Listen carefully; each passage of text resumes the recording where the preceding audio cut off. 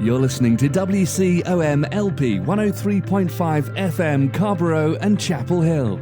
It's a Tuesday, it's 5 o'clock, and that only means one thing. It's time for another round of Snarky Faith with your host, Stuart Deloney. This is a space where we irreverently wrestle through life, culture, and spirituality, all with our heads in the clouds, our tongues in our cheeks, our hearts in our sleeves, and our feet on the ground. At Snarky Faith, the questions or even the answers are never the point. It's all about the conversation. So here's your host, Stuart Deloney.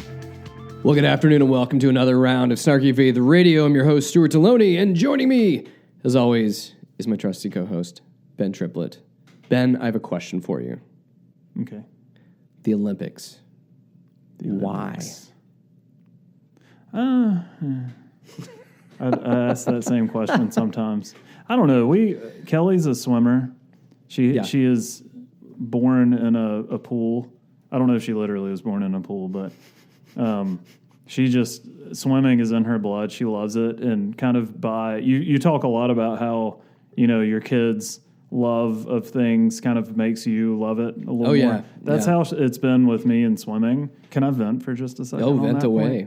I have just recently learned that there are this system that basketball players use. You wear like a sports bra looking thing, and it tracks your movement, and it's able to use computers and machines to like analyze every little aspect of what happens, like movement and the mechanics of the team and all this sorts of stuff, and then it spits out, this data that you can analyze. And anyway, it's really annoying to me because, especially, I think on the NBA level, people are able to afford it because there's a lot more money. On the college level, people are not able to afford it. So you have very few teams that have access to this technology. I don't know. It's just kind of a pet peeve of mine because I don't know. It creates an unfair advantage. So I just was recently made aware of this. And I think it kind of leads into sort of the hypocrisy of what goes on with, the Olympics and some of these other, like the World Cup and some of these big national displays of athletics. There was a time where we sort of got behind the idea of it without really asking a ton of questions of what's going on. Now there's, I think, more access to information. More people are able to say, hey, people are spending, hundreds of millions of dollars on a facility, and it's not going to give anything to the country afterwards. So that's the thing with Brazil. There's a ton of investment in all these facilities. So they made the Olympic Village for the people to stay in, and the idea was it was privately funded in Brazil, and it was supposed to be this source of revenue after the Olympics, where people would be able to live in these buildings. And once the athletes arrived, there are all these reports of like some places don't have plumbing, some places don't have electricity, that it was really almost a facade. And I don't know if Brazil intentionally just made a crummy Olympic Village, or what I'm thinking more so is they had the idea and they thought that it would generate revenue, and so they invested all this money into the Olympics and the Olympic Village, and just didn't have any sort of gusto to kind of go through with it, and so it is ended up costing people tons of money. And I think another source of frustration is that a lot of people didn't want it. A lot of the Brazilian people said, we would rather spend our money fixing the problems that already exist here. But the government said, we're going to do this. We think it's a good idea. So I don't know, that sort of building what's going on. I think the World Cup has seen a lot of those problems too. Well, I think anytime you have this much like money on the line, you would hope to think that people would handle it well and and appropriate it in the ways that the money was meant to be appropriated. Right. But very rarely do we see this, especially when you see these on larger scale issues. But I hated it. I mean, I guess because again, I think we're talking about the whole tension between industry and like athleticism and sports. Because I remember my dad has like historically back in the day did advertising marketing for various companies, and I remember him talking to me about NASCAR, which is the reason I think I remember it, because we were not a NASCAR family. Yeah, we weren't either. Which I'm quite proud of that. I grew up in NASCAR country. Oh, we were not a NASCAR family. Me as well. I've known people that would watch it, and I'm just like, but they just drive in a circle, or maybe an oval. I don't know.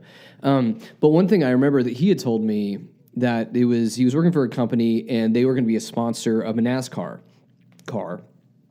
I guess, or driver, or however that works. But I remember that when he was talking with someone about this, they were essentially just saying, like, when you look at the cars, they essentially said, what place do you want to come in? And that was based upon how much money they were going to give and how much they were putting into the car. If that makes sense.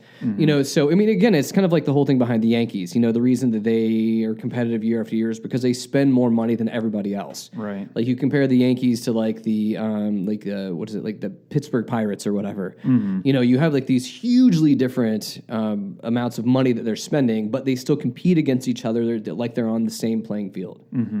And so, again, that's one of those weird things to think about, that it has nothing to do with the sport. It has nothing to do with really just getting athletes on the field to be able to compete in a way that is more pure.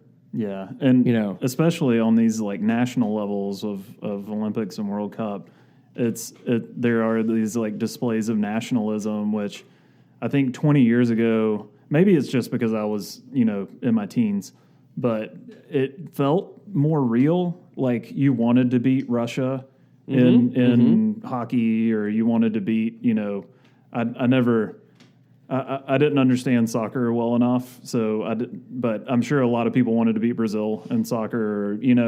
There are just sort of these national ties to certain things, and the U.S. tends to be good at, most of the Olympic sports.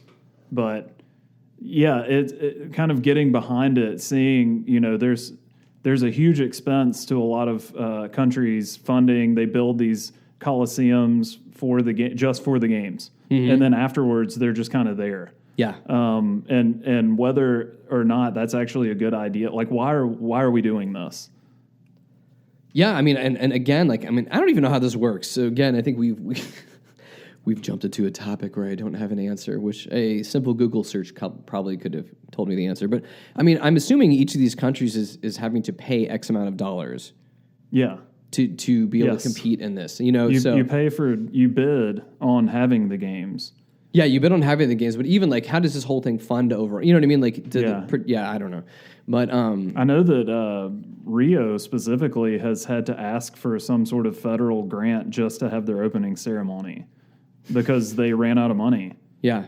So yeah, I mean, there's just so much money involved in all of this stuff. So this is just like a dumpster fire waiting to happen. Right. And really, you have all the other problems going on in Brazil, and I think that's what's frustrated people is they want to fix those problems. Yeah. They don't want to spend money on the Olympics. But yeah, so segueing-ish, I think into this, just talking about that tension between this thing, like the whole idea of sport versus the whole idea of industry, into this whole thing. The facade of sport versus the actual doing of sport. Yeah, and I think that some of this that we're going to hop into is talking about Tolstoy and that really tension between church and state. And about how we either juggle or wrestle those things out can really influence the way that we read the Bible and faith and other things of that nature. Can we talk about the Snarky Saints?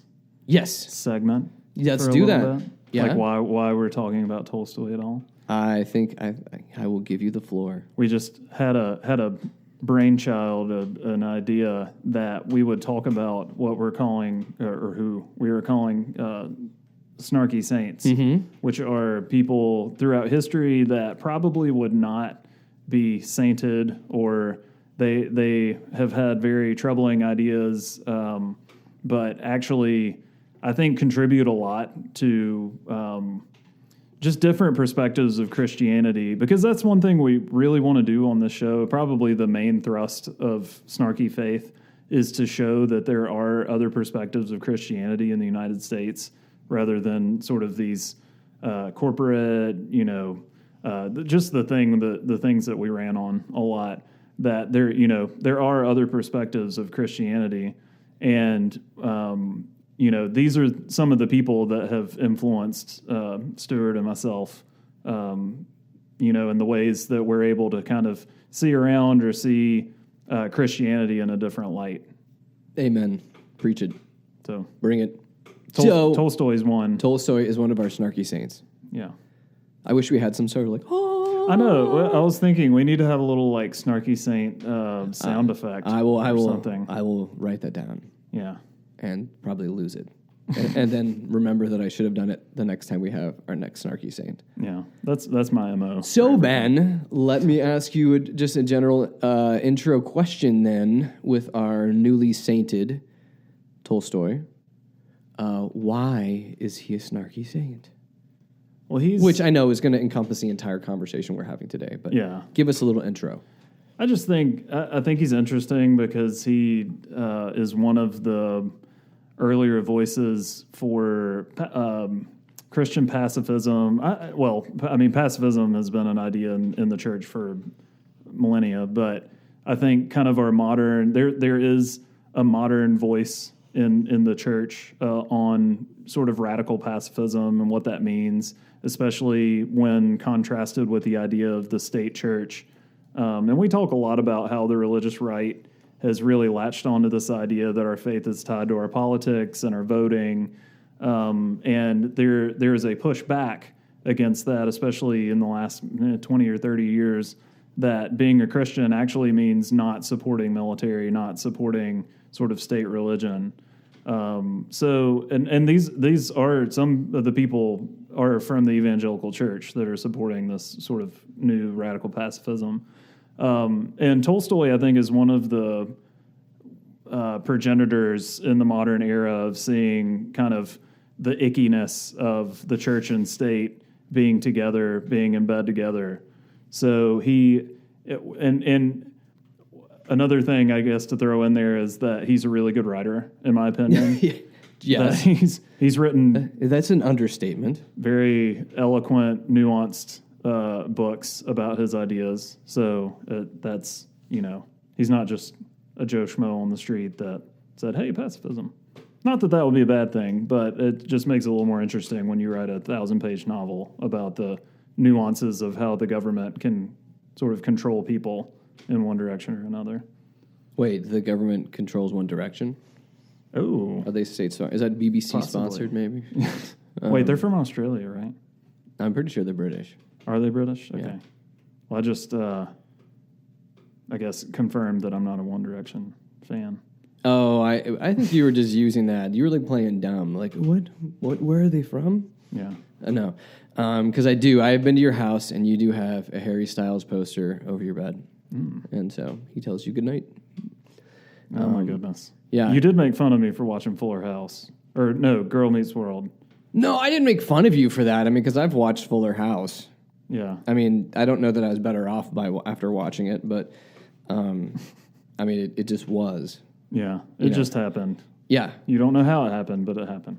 It did. No, and so, but with that, I mean, I think that, like, a lot of the things that you punctuated there, I think oftentimes, and I think you did it very eloquently beginning the show about why we're doing these things that we're doing here, but I think so many things, and I think this is kind of a Tolstoy thing as well, is that things go unchecked.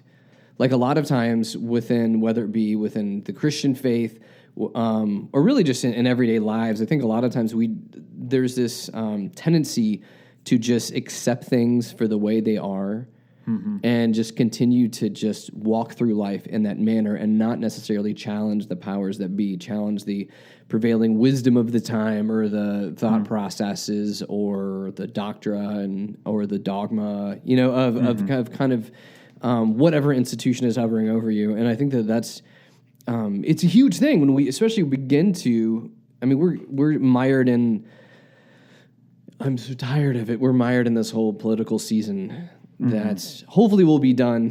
Will be one way or another by come November.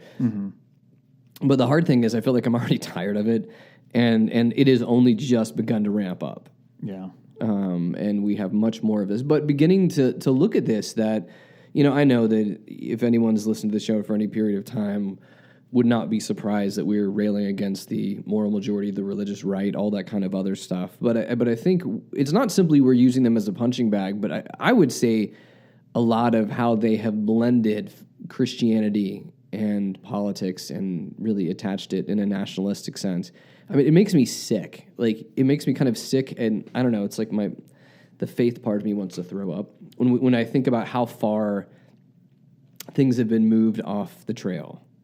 Within that. And I think that to go back and begin to read things like Tolstoy and begin to think about, well, during his time period, this was going on as well, in a different sense. I mean, whoever the institution is may change, but just all these truths continue to run through with us. And I love just how you're bringing about, again, one of the reasons that we would say he is one of our Snarky Saints, is the fact that he beat that drum, that nonviolence is at the core of the gospel. Like, if you take that, it's not the gospel without nonviolence. I mean, right. Just look at the way, Jesus moved towards his death. In that, again, talking about turning the other cheek and then walking it out in real life where you're beaten and killed for this. And I don't see how you get anything other than nonviolence. I don't see how you get anything other than pacifism if Jesus is involved. You know what I'm saying? Like, I just do not understand how there's counter thinking to what we're talking about here in this. Yeah, and do you know what I'm saying? Like, when you approach the gospel, I'm like, huh? Like, how does it go any other way than that? I don't know. And I think one of the probably most controversial things about Tolstoy, especially for Christians, I think, would be that he felt that kind of like Jefferson, Thomas Jefferson sort of wrote his own version of the Gospels because he felt that the miracles and all these other things that were going on sort of didn't make sense, but he really liked the teaching of Jesus, so he just pulls out the miracles. And Tolstoy did more or less the same thing. But he felt that the miracles and the superstition, the supernatural sort of stuff, were added to distract from the teachings of Jesus. And so that, that's obviously pretty controversial that you would cut out a ton of the gospel to sort of get to these things. But I think kind of going along with what you're saying, he felt that the most important thing, the thing that you had to focus on as a Christian, were these really tough teachings like the Sermon on the Mount. These things that people do tend to kind of either, I would say, like spiritualize or make, idealize, to make easier, versus really just taking them at face value. Because to let sort of someone do violence on you and to not retaliate, for Tolstoy, that was the very base fundamental thing of what Jesus taught and why he was so interesting and radical. And, to kind of get caught up in everything else for Tolstoy was to distract away from this, like the most fundamental thing. So, not kind of taking one side or another on that. I think it's really important to note that it's really tough to like grapple with that part of Jesus. And I kind of gleaned some from what you were saying that's kind of what you were getting at. Yeah, but. Well, and I think just really pushing further that idea that the idea of the gospel and that nationalism or the state or national identity and all these other things, that they're incompatible with one another. And I think that this is a simple truth that, again, I guess we could continue to say this, but when you begin to look at like the landscape of American Christianity, because again, Tolstoy, same stuff happening during his time. With just different names, different government, different, issues, different. But when we look at this, I I slow down like I'm talking to my kids when somehow I've told them to do something and I need to repeat it just so they get it, which you'll learn this, Ben. Okay. You know, just kind of you do I this. didn't get it the first time. Oh. So tell me. No, but where you slow it down and you just kind of just say it. Just what I'm saying is that this stuff is incompatible, like that love of the state and love of Jesus do not go together. Right. You know that it's impossible. That's what Tolstoy would say. Yes. That it's impossible. It's impossible.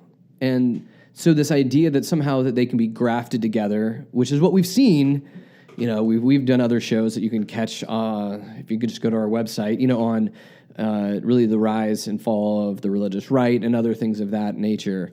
And if you see stuff going on, like we were seeing politicizing our faith and everything else that's happening consistently during this election cycle. But those, like, again, I'm just going to say it slowly, like, those two things are incompatible. Like, the idea of church and state, no, there's the church and then there's the state. Like, they're incompatible with one another. They have totally different goals. They have totally different ethics. They have totally different values. They have totally different directions that they're moving in. And the idea that we like to try to smush them together, it makes no sense. And what I would say is, ultimately, when you kind of combine this idea of the political machine or the nationalistic machine and use Christian terminology and bring Jesus into it, it's not Christianity anymore. Right. That's what definitely what I mean? what Tolstoy would say. And I think it's a thing, but it's not Jesus at all anymore. And I think that's where you start to get really into the interesting side of Tolstoy, that he saw this phrase, the kingdom of God, and seeing that was different than the church, quote unquote. So for him, the church had sort of become the same thing as the government, where you have this like institution with rules and trying to sort of control people's behavior, forcing them to do one thing or another. I mean, that's basically what a government is doing, that you owe debt to it. So for Tolstoy, the state, it controls people by, either violence, which is kind of an overt. I mean, I think people understand that governments throughout history have been violent to people, also controlling through debt.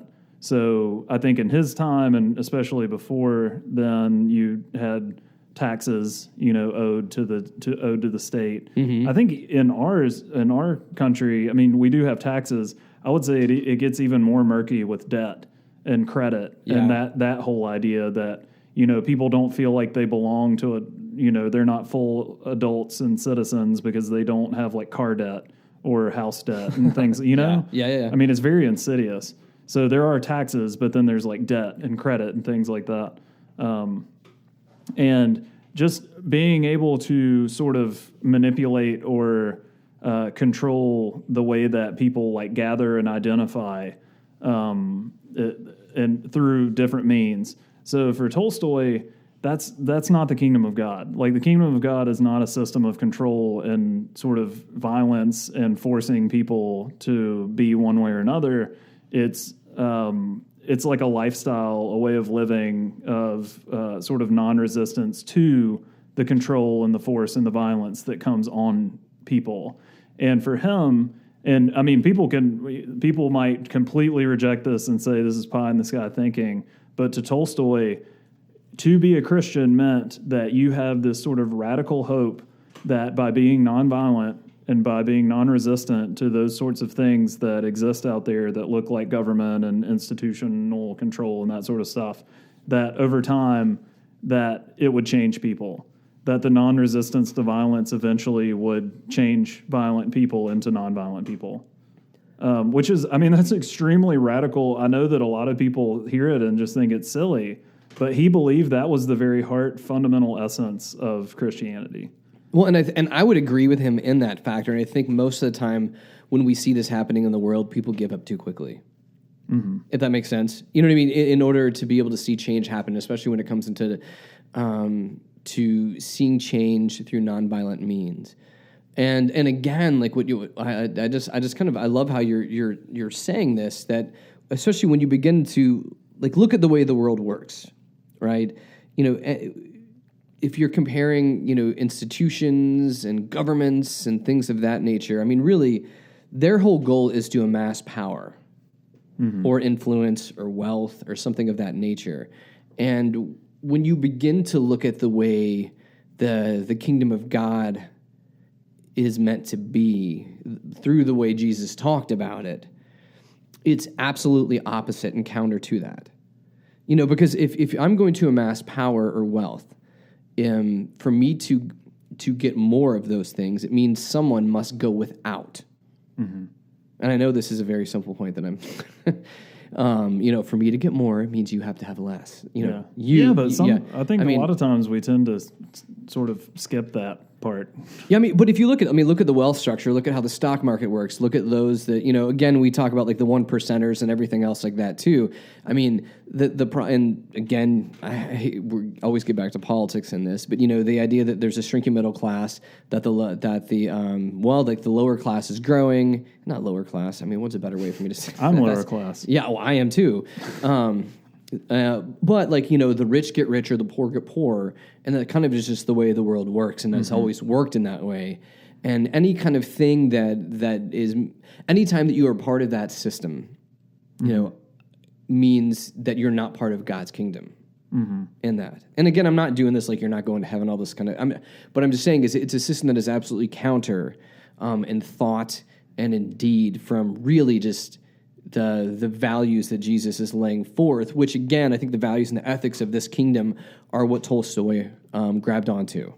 Yeah. So, and that's getting kind of to the meat of why. So we have an article here by Giles Fraser. Tolstoy's Christian anarchism was a war on both church and state, and it's kind of a nice article that succinctly kind of goes through why Tolstoy became a Christian, because he grew up. He did not grow up religious either way. I think probably in his early adulthood, he probably was closer to like a Buddhist or just sort of. But yeah, so he just had this like existential crisis at some point that he knew that he was going to die. And that he felt like life had no meaning if he were to die. Like, what's the point of, he grew up in a wealthy family, and he did have sort of a culturally easy position, I think, growing up. He did fight in the army. I'm not 100% sure if you had to do that. I think you did have to do that as a Russian male. But anyway, so, I mean, he had a pretty cushy upbringing, had one of these sort of bourgeois, like, what does it all mean moments. But what's interesting, I think, about Tolstoy is that he found his answer in the peasants and poor people. And you'll see that, like, if you ever read War and Peace, the peasants are kind of the somewhat invisible and yet probably the most important characters in the... I mean, they're not invisible. I don't think anyone's really... I don't know if many people are invisible in War and Peace. He has like 1 million characters in that book. But they are extremely important to the character arcs. So even though you have this sort of upper class, and it's always fun to... you don't want to watch a rom-com where all the people are working in like diners and real people jobs. Yeah. Everyone's like an architect or a doctor or lawyer or something like that. So you have that kind of character structure in War and Peace, but then you have these peasants, and the peasants are where the real change comes from throughout the book. And that's biographical to Tolstoy. He saw this sort of simplicity in peasant life, that they were able to kind of accept death they had not much, if anything, and yet they were very hopeful, and they were able to accept their own death. And that, is that not like the essence of the Sermon on the Mount? Mm-hmm. Yeah. So for him, it was a very real, there wasn't a whole lot of sort of outward having to like think around all these problems and make up things so that you can fool people into, believing Jesus' teachings. He saw it in the faces of the peasants. He's like, this is it right here. This makes sense to me now. So you'd mentioned his like epiphany moment. of kind of coming to this place of being able to say, what is this all about? Mm-hmm. Can you do that in a Russian accent? I do not. I cannot do a Russian accent. We need George here. Yes, true. Epiphany. No, that's terrible. I'm not going to. No, it is. Because I think anytime you do it always kind of goes to, what is it, like Arnold. Boris and Natasha. Or Arnold, too. I always go to Arnold. Yeah, I guess maybe Boris and Natasha. What is this all about? No, I'm terrible. Epiphany. Yeah, I'm not even going to do it. I'm not good at impressions. I look in faces of peasants. It just sounds like some sort of Bond villain. It's terrible. That's true. No, but I think that when we're talking about our Snarky Saints, and I use this as just kind of a side to what we're talking about. I think a lot of times when we look at it, especially I think how we've been brought up within American even in like the American evangelical church. I mean, well, for what we would call as saints, which we wouldn't use that term in the evangelical church, being Catholic, but like the people that we idolize need to be people that are perfect. Yeah, in the eyes of or we like whitewash like the history of who they are, and I love the fact that we are able to not agree necessarily with everything. Where Tolstoy is coming out with this. Mm-hmm. Meaning that, he's like, I get these parts of the gospel, this part doesn't mean, like the whole like supernatural stuff, we don't have to like cling to everything that person was saying or doing, because in all honesty, I don't know if there's anybody that is 100% right or 100% wrong in anything, Yeah. But I feel like that we've, a lot of times, especially like within just the way the cultural church works, like everyone is either a heretic that needs to be burned, or they're an absolute saint in that way. And I think I like the fact that we're starting with a person that, I don't know, I feel like Snarky Saints need to be people that have dirt under their fingernails, that don't have it all figured out. But that actually leads us in directions that challenge us, that we can glean from, that we are left at the end of this, that we have to wrestle out the implications of how this person was wrestling out other implications, within his own space. So I love kind of the unfinishedness, the rawness of all of this. And I think he fits well within that. Yeah, and it kind of talking about this makes me think one thing I tend to catch about myself, one of the principles I think of Christianity that means a lot to me is that we owe a debt of love to everybody. Yeah. That to me is one of the fundamental things about Christianity, that I owe a debt of love to every single person. And it's much easier for me to owe that debt of love and to show that and for it to manifest for, certain types of people, not necessarily rich people or people that are successful and that sort of thing. Tolstoy was rich. He, I think if I were living in 19th century Russia, that I probably would be really mad at him, and I would, grimace and make fun of him and complain on, Russian 19th century podcast, whatever that was, like a pamphlet or something about this like Richie Rich guy that gets to write, sit around and write 1,000-page novels. But I mean, God obviously like reached him and changed his mind in some way. And I think it can come from anywhere. And I think it's most surprising that for him, it came from the meek. So I don't know. Which would be very Jesus-y. Yeah, very Jesus-y. Just flipping the world on its head. Mm-hmm. And I think another thing about Tolstoy that I appreciate, generally when people hear the word anarchy, it comes with, this notion of like the Joker, where you're just going around sort of creating chaos for chaos' sake. You're violent. You're potentially angry, or I don't know. A lot of the kind of anarchist people I've met haven't necessarily been angry. They're actually pretty pleasant. But there is always this sort of underlying notion that you got to be doing something, that it tends to be sort of violent or forceful. And Tolstoy, I mean, he is labeled as a Christian anarchist by a lot of people. I definitely would say he's giving a different perspective on anarchy as well.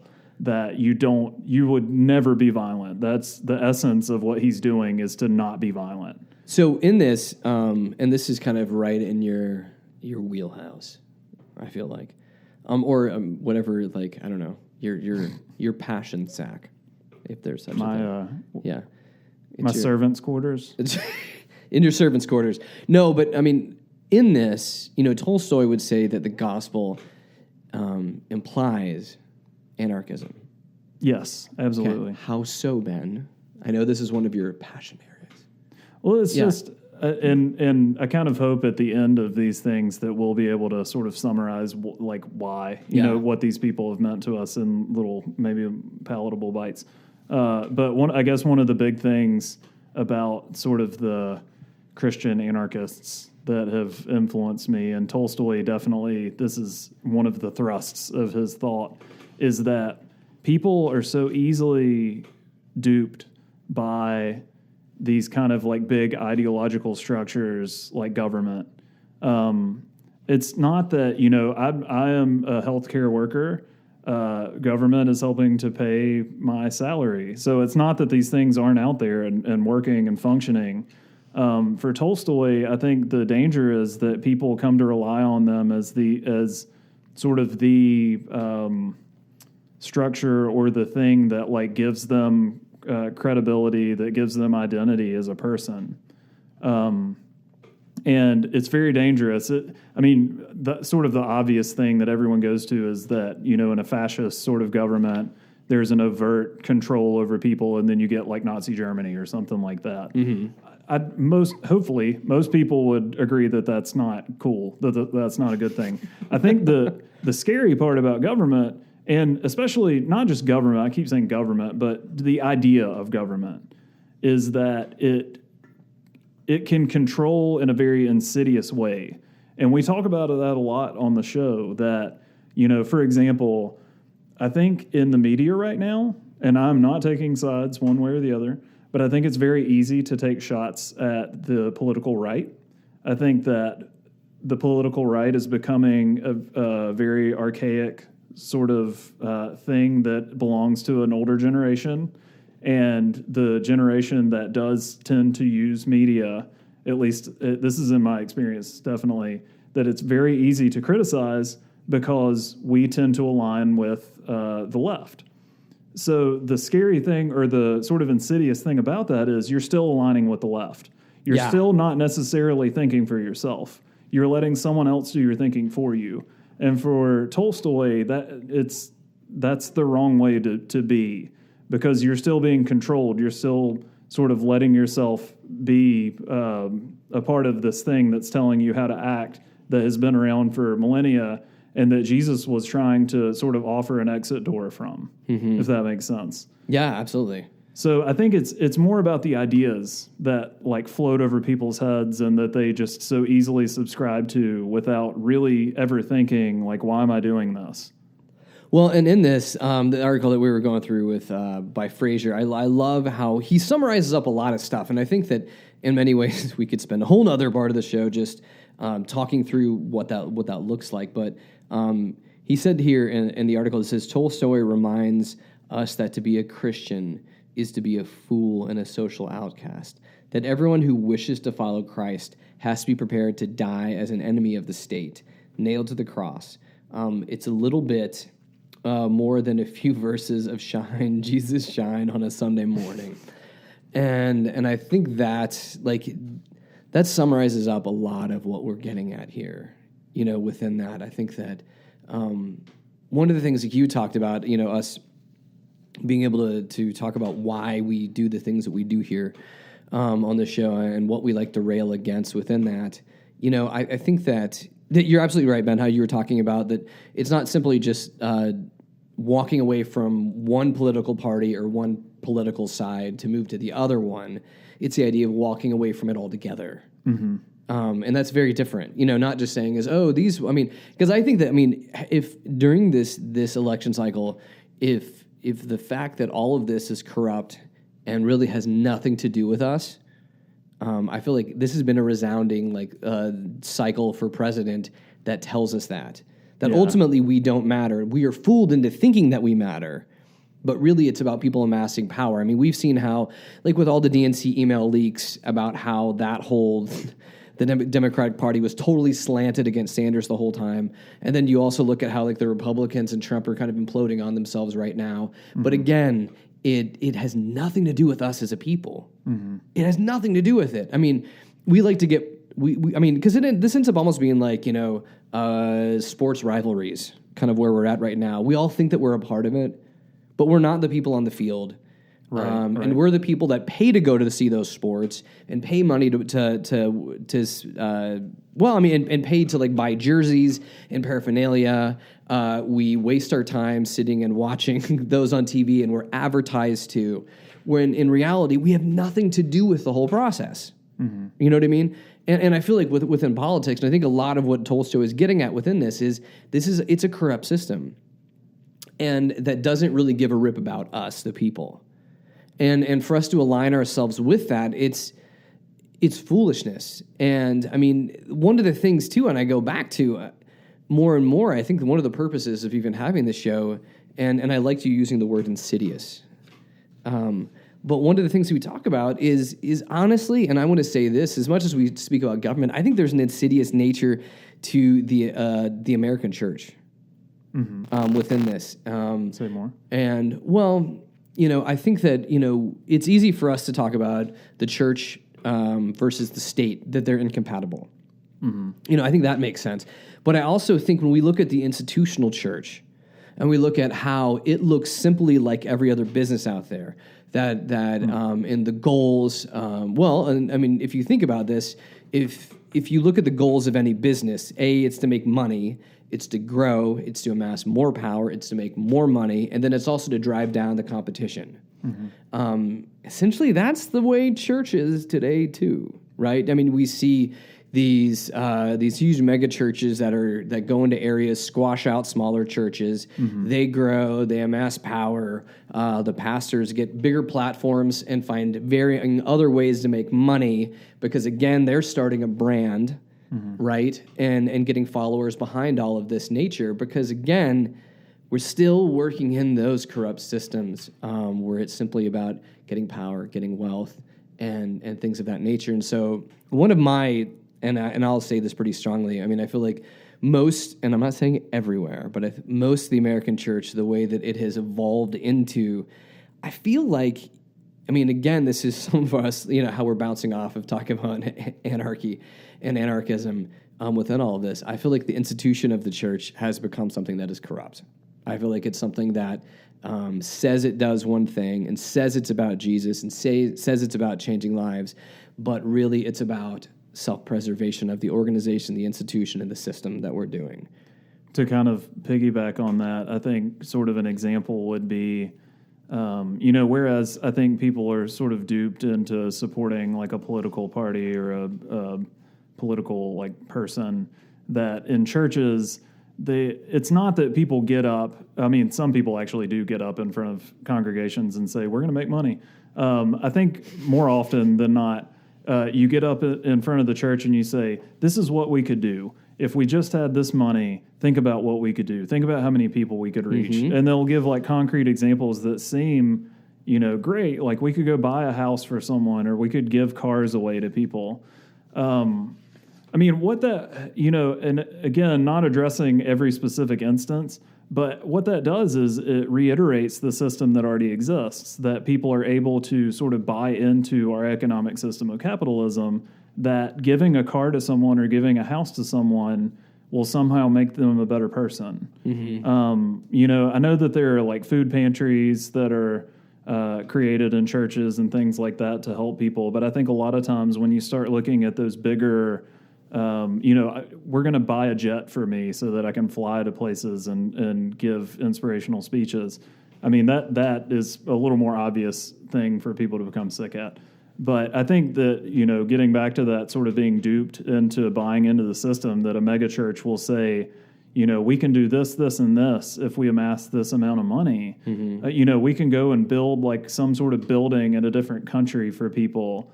But, I mean, what is that actually doing for them? Yeah. You know, if we do go and build, like, let's say we build a church, like in, you know, Africa somewhere, like an African country, or... well, for missions, Africa is always sexy. Yeah, or building like church, yeah. building like a school somewhere in South America. Like, what is that actually going to look like? Who are the people that will be there sort of educating? How will that affect people 15, 20 years down the road? I don't know if we always think about that sort of stuff. It tends to be more like, let's just raise some money, and in that process, the church actually becomes more profitable and more wealthy. And instead of sort of getting behind, like, what's actually going on here? Yeah. I mean, or you end up doing this charge for whatever X mission or, and you do that, and then you move to the next one. You know what I'm saying? Like we Let's have... do another one. Yeah. We need to do this to fix these people. Great. Look what we've done. Let's celebrate ourselves. Now there'll be another one there. I mean, or even furthermore, like if we're just talking about these institutions, I mean, just look at any church's budget. Oh. If you're talking about like, oh, let's go to Africa and let's do all this. I mean, if we hypothetically went there and built a school in a way that made sense, that wasn't being like the big white saviors and all that kind of stuff. I'm not even talking about that, which does happen. What I'm just saying is even just look at budgets and how much money that these churches are doing to invest in wherever the mission field that they're talking about, whether it's the neighborhood or whether it's overseas. I mean, typically most church institutions, you're going to find, most of the budget is just going to be in staffing. Mm-hmm. And the production that comes on Saturday morning or Sunday morning. Everything's oriented around the show on Sunday morning. And and so again, fog machines are expensive. They are. Well, it's not the machine; it's the long-term use of it. You've got to get the what is it? The liquid fog, the dry ice, or the liquid fog. Yeah, whatever that is. Yeah. I don't know. But I mean, all that aside, I just think that when we see centralized hierarchical structures, I think Tolstoy would be telling us, run away. Or at the very least, don't, maybe to bring a little Pete Rollins in to this conversation, like if you're going to be a part of it, at least know what you're a part of. Yeah. And you can speak out against it while you're there. I like that better. That was I think that was a more nuanced answer than mine was. I feel like, and I think the irony in what you're saying, I like that you're bringing this up. That for Tolstoy, I mean, he already was rich. He was he came from a place of pretty good benefit from his family, and yet he found his solution to his existential crisis in poorer people. So instead of sort of trying to go and like bring something to them, they were the ones who brought something to him. And I think that too is kind of at the to me at least at the essence of Christianity, especially in the Sermon on the Mount. Blessed are the meek because they're going to inherit the earth. There's something about people. There's something about people that are marginalized or people that are invisible that we tend to overlook all the time. Yeah. That Jesus saw and said, "Look, that's where you need to be looking. That's where you need to be paying attention." And for Tolstoy, he did somehow, by the grace of God, he did pay attention to the peasants, and it like completely changed his life. Well, and I think of this just even. I think central to everything. We've said this in many shows. I think that the central teachings of Jesus are summarized up in the Sermon on the Mount. I don't think anyone's going to argue that point. But one thing I've learned having kids is that for them to understand something, for them to get to a point of having something integrated into their lives, it takes a lot of repetition. It takes a lot of trial and error. It takes a lot of just continuing to hammer home an idea. I guess you could say that with anything. If you're learning a musical instrument, it takes a lot of practice in that way. And very few places do I want, and again, I'm speaking very, I'm throwing a blank, I'm just kind of casting a huge blanket over stuff. And so there's going to be churches that probably do this right. Okay. Just let that be known. But when I speak, in generalization or generalized terms, within that, I think that when we look at the Sermon on the Mount, when we go through some of these line by line, I think some of these are things like you're not going to see on a Sunday morning, where we go back again and say, okay, we've been talking about this for the past 3 weeks, and we're going to talk about it again. You know, like, we're going to keep talking this through, or we're going to keep wrestling this through together until we really understand what this means. Because if you see Sunday morning as a production, it's always about getting something new and something exciting and, you know, another good performance, you know, to move forward. You're not going to see somebody continuing to hit those same things over and over and over and over and over again until you as a community have wrestled this out well, are able to see the meek, are able to live in and amongst the meek. You know, it's not simply just seeing them as people that need to be fixed, but I think that for some of these things that Jesus is outlining, like through the Sermon on the Mount, these are things that you wrestle through for the rest of your life, which is what I know Tolstoy is getting at. You know, these are things that aren't just something like, oh, I got it. Good. I've got that. Now I'm moving on. You know what I mean? Like, these are things that require so much of us. Which is why War and Peace is like 1,000 pages and not to read it 100 pages. requires so much of it. Yeah. But I mean, seriously though, because I mean, if you follow like Bezhikov, for example, I don't know if I'm saying that right, but one of the main characters, you know, he starts out and he does go through these various institutions. You know, he's married at one point, which is an institution, especially in that day, it was a very political thing. You know, he joins a religion, he joins the Masons. He's part of like military. He has these various relationships, and there's just this huge arc, and it takes him pretty much the whole book to sort of reach that point at which he finally gets what he was looking for. And I think a lot of people speculate that he is sort of Tolstoy's biography to some extent. I'd probably changed somewhat, but I mean, it kind of gets that. It takes a dedication. I mean, you can't just stop at when he joins the Masons. It is a really cool part. But, you know, you have to keep going within the arc. And it takes that struggle over 1,000 pages for him to sort of reach this, like, deeper understanding of life. And, you know, I think for Tolstoy, it was that way as well. That it was a long struggle, a long journey towards this sort of peace that he saw in Jesus' teachings. Well, as we start to get to the end of this, I want us to kind of try to, I think you hinted about this earlier, kind of summarize up some of our reasons that we are saying Tolstoy is one of our snarky saints. If that makes sense. Like, yeah. let's kind of just like we're solidify as we're kind of in the end of this. But I think that, for when I begin to think through this and when I begin to think about his influence on this, it just continues to hit me, and this is stuff I'm still wrestling through. I mean, I feel like I'm very much an unfinished product that's still like challenged by all of this. But I mean, I think that when we look at who the people of God should be, because again, it's hard for us to say church and have people not think institution. You know what I'm saying? Like, I've heard people that will say, well, there's big C church and little C church. It's still confusing, I think. But like when we talk about the people of God, the people that follow after the teachings of Jesus in all of this, you know, I think that one thing I'm getting from this and from Tolstoy, and I continue to wrestle with this in my own life, you know, is it that I think we are always required to be actively engaged in the world around us.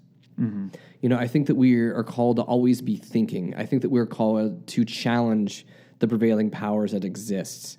I think that we are called to be critical of stuff. I think that we're called to get pissed off about stuff. But at the same time, we're also called to love others. We're called to be nonviolent. We're called to just care for those who have no voice. We're called to be sacrificial in all of this. And there's a tension between all of that. But I think that tension, you know, is kind of really what ends up being the core of who we are. I mean, I think we have to constantly be living in that tension. And if we're not, I think that we've just turned off our brains and decided to sit in a church on a Sunday morning and have become institutionalized. I don't know. What are your summarizing thoughts? I think just for one, it's that to appreciate the meek and to, you know, listen and really pay attention to sort of invisible or marginalized people. And also just the idea that we so easily subscribe to ideas and sort of identifiers of ourselves. You know, I'm a citizen of this country, or I'm a part of this party, I'm this and I'm that. but to really only be ruled by I am a Christian, and to let that define who you are. That's good. So, is he our first? Is this our He first? is our first. All right, Tolstoy Snarky Saint. is our first Snarky Saint. But we, unfortunately, or fortunately, depending upon how you feel about this episode, we unfortunately are out of time. So just a reminder as we end this broadcast that you can catch us on podcast at www.snarkyfaith.com. Check us out on Twitter and Facebook. Just look up Snarky Faith. We're also on iTunes. We would love it if you'd go and give us a review over there. Only positive, really, right? We only want you to say nice things about us because we're an insecure podcast about ourselves. I'm kidding. But yeah, and we love answering questions and getting topics and getting feedback from people too. So you can always shoot us an email at questions@snarkyfaith.com. But that is all the time we've got this week, and we will catch you again next week. We are out of here. WCOM is listener-supported community radio, and Snarky Faith is only possible through our sponsors.